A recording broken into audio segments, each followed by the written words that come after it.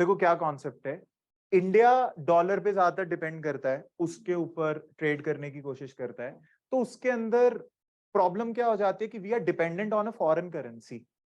And जैसे अभी recently उन्होंने इंटरेस्ट रेट बढ़ा दिए, घटा, हमसे तो कंसिडर करते नहीं है, यूएस का फेडरल जो सेंट्रल बैंक है वो हमसे नहीं करता है, तो उस वजह से इंडिया को बहुत प्रॉब्लम हो जाती है। हमारे एफपीआई एकदम दौड़ जाते हैं, जो कि दौड़े, राइट। एफडीआई में प्रॉब्लम आ जाती है, ऊपर से हमारा एक्सटर्नल डेट, हम क्रूड ऑयल इंपोर्ट करते हैं, उसका बिल बैठे बैठे बढ़ जाता है।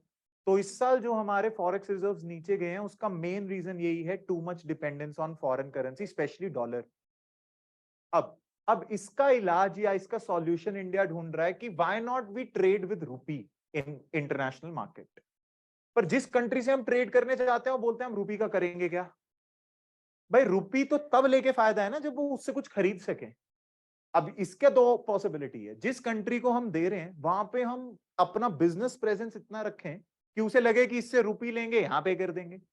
लेकिन हमारी बिजनेस प्रेजेंस वर्ल्ड में अभी इतनी नहीं। आपने शेयर देखा, इंडिया का एक्सपोर्ट्स के अंदर अराउंड 1.8 का शेयर है और सर्विसेज में 3% का।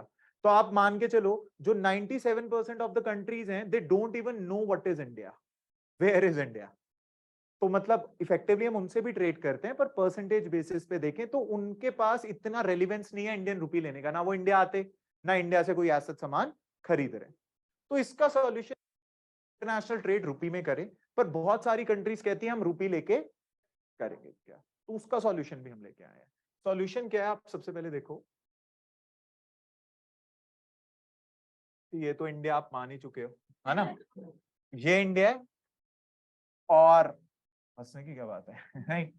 और आप देखिए ये एक फॉरेन कंट्री है, ये एक फॉरेन कंट्री है, ये एक फॉरेन कंट्री है। अब देखो होगा क्या भाई, लेट्स से ये आप हो, ठीक है।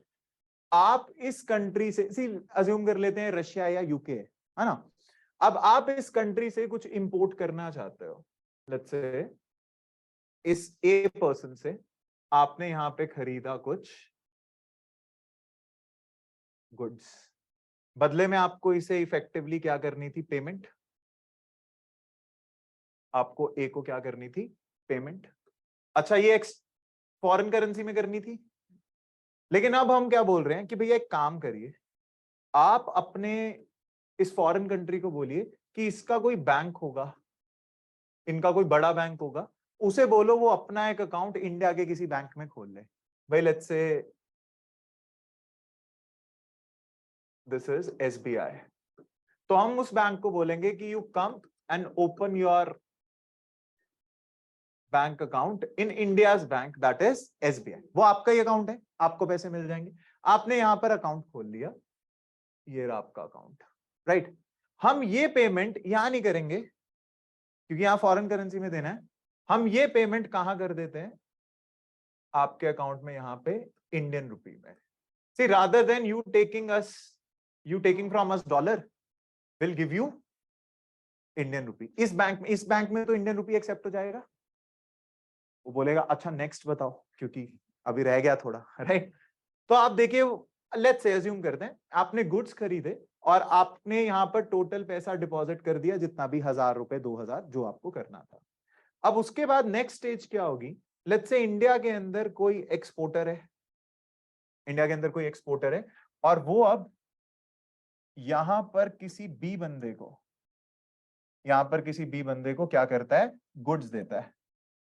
इसका मतलब बी को उसे क्या देनी है, पेमेंट पे करनी है। अब वो करेगा फॉरेन रुपी में, पर इंडिया में आके कन्वर्ट हो जाएगा, इसे तो रुपी चाहिए ना, तो रुपी मिलेगा।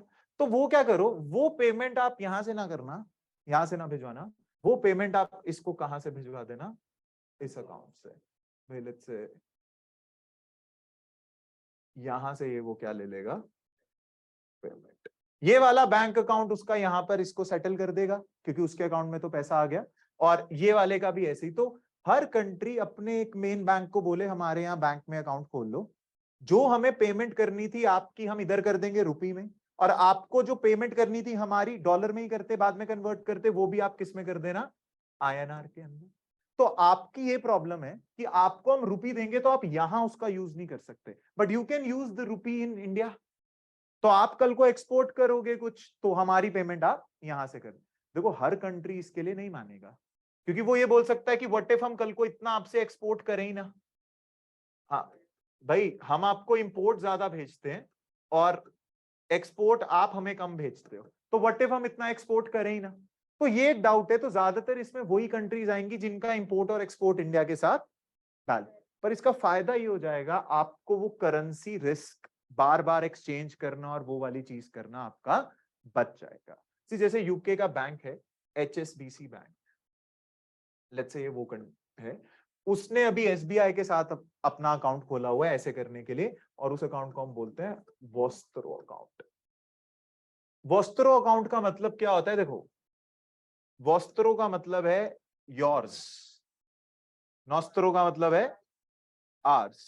तो basically SBI is holding a Vostro account of HSBC Bank and HSBC has a Nostro account in SBI। बस वो बोलने का डर है, मतलब बोलने का चेंज है, बाकी ये प्रोसेस ऐसा है। और इसके आप देखिए बहुत ज्यादा बेनिफिट्स हैं। फिर if you consider this, there are lot of benefits of such system for India. See, number one, it reduces the currency risk. See, currency exchange rate की जो problems होती हैं वो हट जाएगी, क्योंकि exchange rate तो आपने यूज ही नहीं किया। See, second, it will reduce India's external dependence. It will reduce India's external dependence. See, it will boost trade उस कंट्री के साथ, क्योंकि उसका अकाउंट है तो वो ज्यादा से ज्यादा सामान लेगा। Plus it is a way of making India a global currency. और स्पेशली आप देखो, you won't be hurt by let's say external policy insulation. See जैसे अभी यूएस ने अपने रेट्स बढ़ाए तो हमारा एफडीआई तुरंत दौड़ गया। तो आप ऐसी चीजों से बच जाओगे। और इंडिया को ग्लोबल करेंसी करना है तो बहुत सारे बाहर के लोग हमारे साथ हमारी करेंसी में ट्रेड करेंगे, तो ही उसका फायदा है। तो देखो मैं फिर से समझाता हूं, इंटरनेशनलाइजेशन ऑफ रुपी, ये हमने जुलाई 2022 में शुरू किया है। इंटरनेशनलाइजेशन ऑफ रुपी का क्या मतलब है कि भाई हम फॉरेन कंट्री से ट्रेड फॉरेन करेंसी में नहीं करेंगे, हम कह रहे हैं इंडियन रुपी में कर लो। और करोगे कैसे?